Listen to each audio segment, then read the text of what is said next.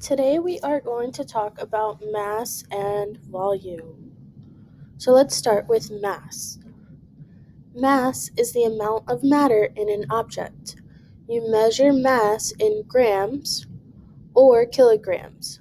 You use a triple beam balance to calculate mass. Your mass will never change no matter where you are, even in space. This is how we calculate mass. We use a triple beam balance. The triple beam balance has three different numbers that we need to add together.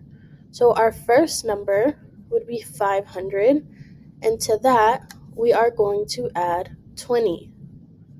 So we would get 520. And then we need to add our last number. Here we have 1.1.2, because if we look, this is 0.2 away from the 1. So when we add those three numbers, we would get 521.2 grams.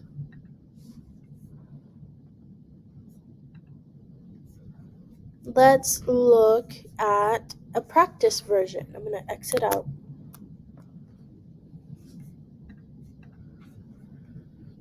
So we are going to go through the process of calculating our mass. So for our 100, there is no 100 or just 0. Looking at our tens, we have 30. And looking at our ones, we can see 7, 0.1, 0.2, 0.3. When we add those three numbers up, 0 plus 30 plus 7.3, we get 37.3. Let's look at another example. Here we do have a number in the hundreds value. So we have 100.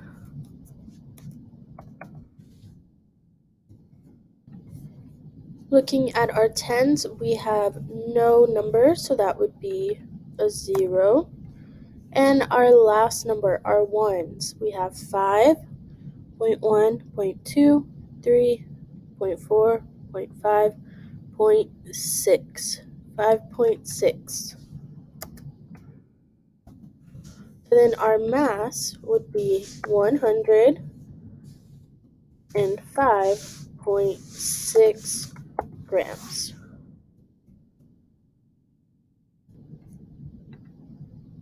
Now let's talk about volume. Volume is the amount of space an object occupies or takes up. You use a graduated cylinder, a beaker, or a ruler to calculate volume. If you use a graduated cylinder or a beaker, your measurements will be in milliliters or liters. If you use a ruler, your measurements will be in inches or centimeters.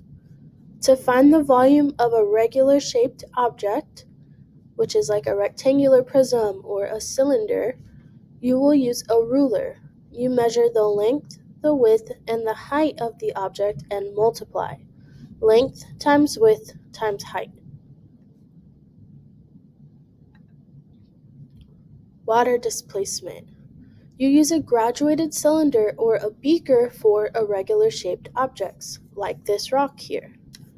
Fill the graduated cylinder with water and write that measurement down. This is called our initial volume. Then, place the object in the water and watch the water rise. Write the new measurement down. This is called our final volume. You are then going to subtract the two numbers to find the volume of the object. Final volume minus initial volume gives you the volume of the object. So let's see how that works in a practice. So first we're just going to practice measuring the volume of our liquid. So here we can see that our liquid goes to here, and you're always going to want to measure from the bottom of the curve. You can see that there's a slight curve. This is called a meniscus. You always want to look at the bottom or the center of the curve. So here we have 10 and 20. Let's see how many spaces there are between 10 and 20 so that we can identify what each line is worth. There is 1, 2, 3, 4, 5, 6, 7, 8, 9, 10. So there are 10 spaces between 10 and 20, which means each of these is worth 1. So let's look at our bottom line. And we see that this is 10, 11, 12, 13, 14 milliliters.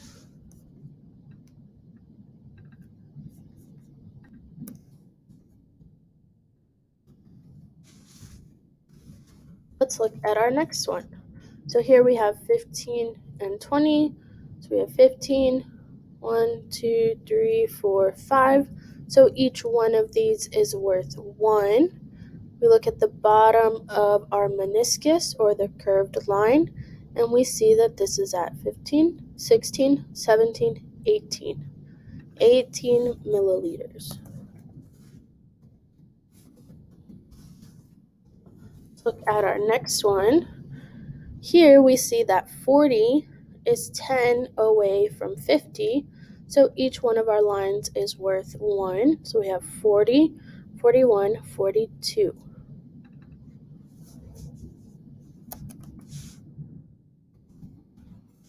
Here we have a different distance. We have between 75 and 100.